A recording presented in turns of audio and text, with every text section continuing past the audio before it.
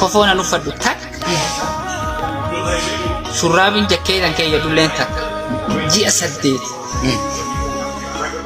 uffata san osoo ofirraan jijjiirin hogguu dhiqadhullee ofirra dhiqadhe ofirra dhiqa bakka bishaanii dhaqee kanallee ufumarra miici kofoollee ufumarra miici kopheellee ufumarra miici torbaanirraa bultii 12 keessa guyyaa takka jechuudha.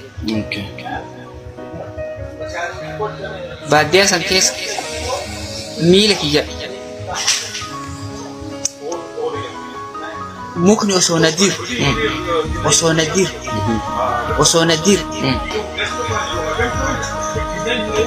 hanga gizee achi deemu ka garan deemu adda wallaalu tokkotu duudaan deemamoo fuula duraan deemaa kiyya wallaalu takkatu baatii 8 odoo maallaqa takka ijaa hin argin ingal jedhee murteessu. Warri ati biraa hojjettu too maasiin kenni. Odoo maallaqa kanaa kennu ji'a 8. Ayyee. Gaafa galuudhaaf qophaa'u kanatti namichaan kun akka galuun fe'u. Maaliif gastaa hin galinni jedhe. Hin galaa horii kiyya naa kennii bakka. Baadiyyaa kana keessa gaala kan kee baatii 8 seetiin jira. Bakka amma booda kopheetti naan bittu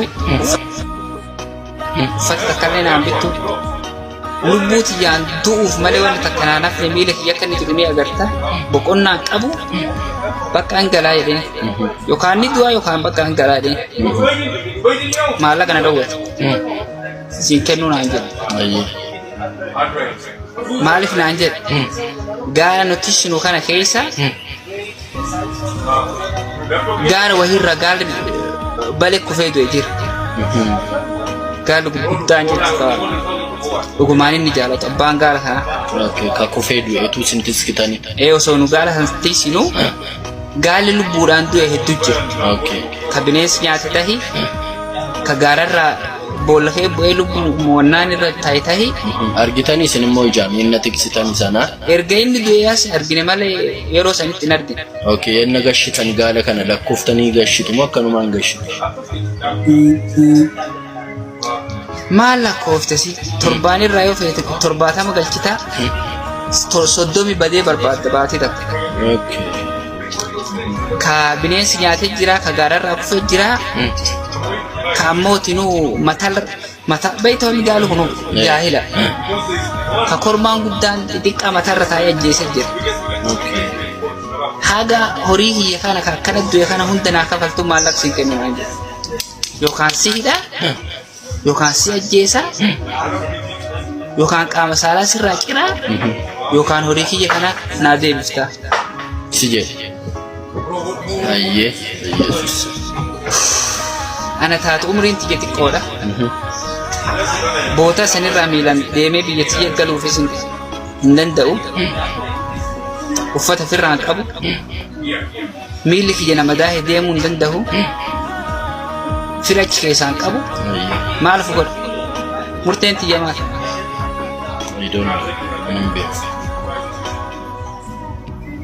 Biyya namaa barahaa keessatti gaalli kan tikfamu. Barahaa sana keessatti caammaan qabu miilli isaa akka argaa jirtan akka inni maa jiru kana. Akkam godha ree anaaf naan galu ayyee waaqayyotu waa meeqa keessa si dabarse jechuudha. Murtee biraan qabu waan ta'eef bakka guyyaarraa mimmaan boo'u qofa. Guyyaarraa halkaniin boo'a guyyaan boo'a halkaniin boo'a ji'a tokko guutuu kan hin nyaadhu hin dhugu boo'u qofa bakka murtee biraan qabu ree. Ijoolleen namicha sanii ka horii nuti shinuuf san tanarra gurguddootiif tagadda sadii guutuun natti garafti. Siin.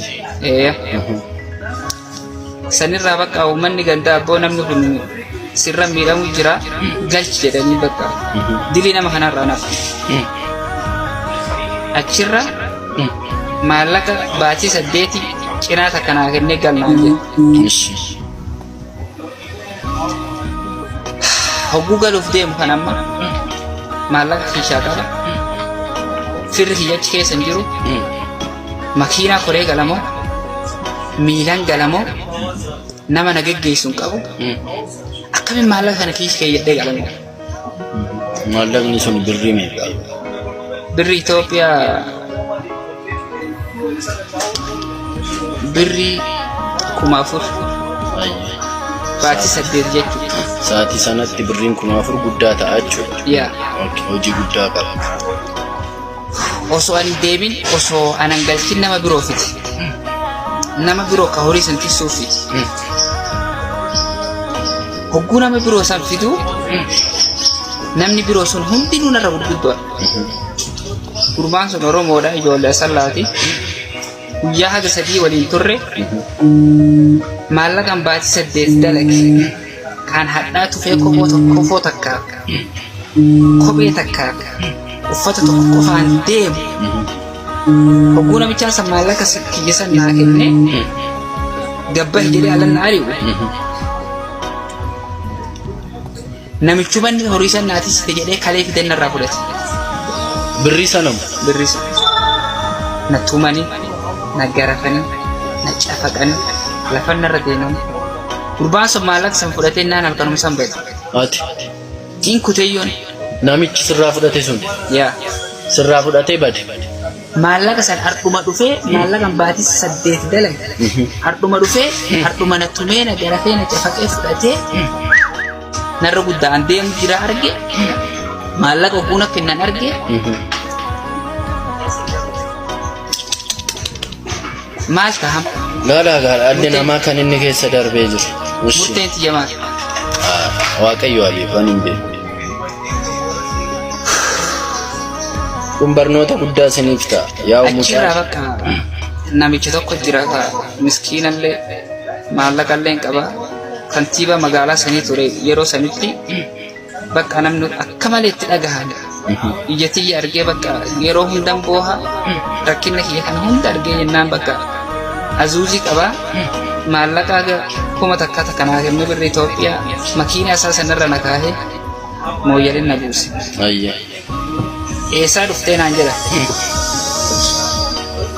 Firri kiyya guutuun hin du'e jedhanii taasisaa bakka hanga taasisaa ta'an tokkotti hin jiruu jedhanii.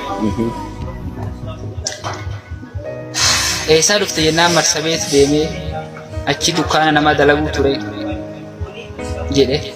Akkuma taajira tokko hin boonayyu isa jechuudha.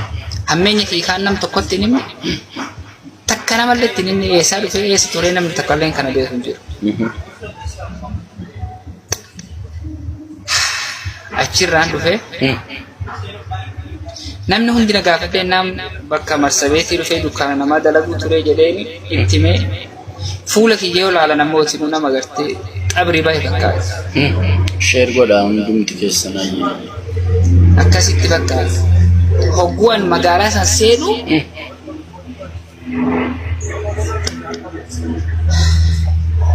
namni makiina na fide san bakka buluun qabu halkan waan ta'eef masjida na buusa.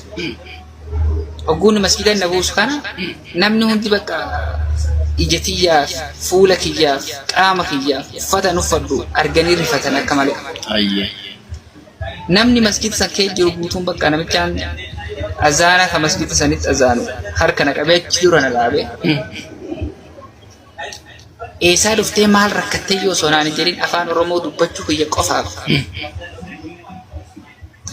Wama biraa jedhee nama kanaadhaaf abbaan irraa duute jedhee bakka rakkatee gara deemu wallaalee armatti wannaa ta'ee sammuu isaallee hin hojjettu jedhee yaada biraa kenne akka maallaqa naa sassaaban taasisee hogguu sanitti maallaqa haga ta'e tokko naa sassaabanii achi ganna baasanii uffata naa bitanii uffata narraa jijjiiranii qaama narraa dhiqanii akkasitti nama na godhanii magaalaan na baasanii bakkaallee waan keessa dhufe kana uffata kee jedhee jennaan waan namoota kan takkallee hin himanne maallaqa haga ta'e san haga argadhisan maatii kiyyaan gargaare. Birrii masa namni walitti sii qabe sanarraayyuu maatii keef yaaddee haal dandeenna. Maatii keef yaaddee maatii kee gargaarte. Laalaa gara. Dhumarratti maallaquma waliin naa sassaaban osoo tikeettii muradhee agartee mooyyalirraa